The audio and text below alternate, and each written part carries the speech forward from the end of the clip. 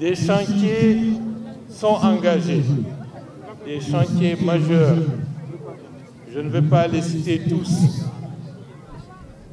Fugace est devenu une réalité et tant d'autres aspects, notamment l'assurance maladie pour les fonctionnaires en activité et ceux qui sont à la retraite. Beaucoup d'autres chantiers sont envisagés pour le moyen terme. Nous allons travailler ensemble pour faire en sorte que tous les travailleurs de ce pays puissent, à travers leur salaire, avoir une vie décente. C'est un engagement du président de la République, c'est un engagement qui a été formulé à travers la lettre de mission que le Premier ministre, chef du gouvernement que je suis, a reçu de son Excellence le général Mamadi Doumbouya.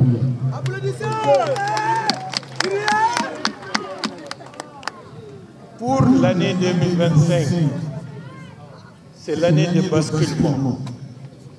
Des réformes majeures sont engagées et c'est l'occasion d'appeler l'ensemble des travailleuses et travailleurs à travers les structures syndicales de s'enrôler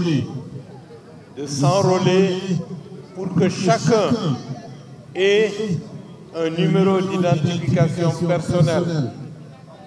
Comme vous le savez, l'assurance maladie n'est pas totalement entrée dans le partage ou disons que les membres de la famille des fonctionnaires puissent obtenir des avantages liés à cela.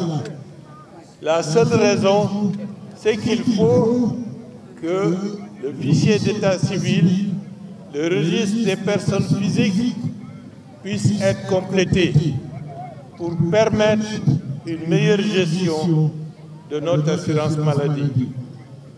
Par conséquent, l'enrôlement, ce n'est pas simplement une opération pour obtenir le fichier électoral, c'est pour permettre à l'État d'avoir les moyens et les instruments des réformes les plus audacieuses que la Guinée ait engagées depuis son indépendance.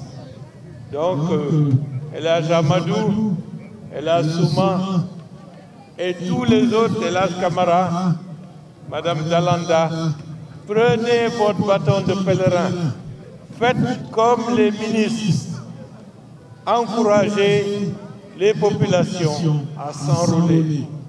Plus on réussira dans un avenir très court à mettre cela en place, mieux, dès 2026, les réformes pourront être effectives dans maintes domaines. Ce sera valable pour ceux qui sont en activité, ce sera valable pour une meilleure protection sociale, ce sera aussi une possibilité ouverte pour envisager ce que vous rêvez tous, le logement. Le logement. On ne peut pas engager des réformes fortes si nous n'avons pas les moyens d'assurer la pérennité de ce que nous sommes en train de faire. Nous sommes des partenaires, nous ne pouvons pas avancer sans vous, nous devons avancer ensemble. C'est la raison d'être de la politique qu'au nom du général Mamadi Doumbouya, je suis en train de mener. El Hadj Amadou, vous savez, 2005, 2006, 2007, nous étions ensemble.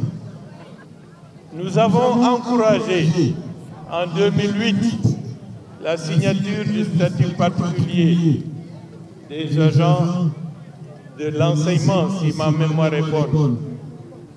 Beaucoup d'autres choses ont été envisagées.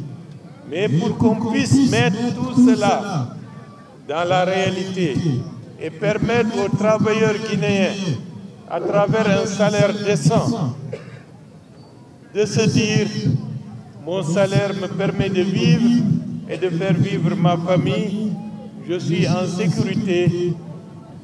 Il faut qu'on avance dans toutes les réformes que nous sommes en train d'envisager.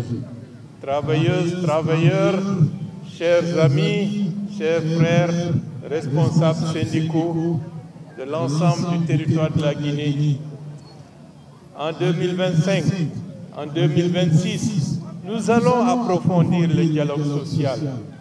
Nous allons amener à ce que les syndicalistes puissent être associés à la définition des chantiers, des projets, pour que nous puissions avoir une appropriation collective des réformes.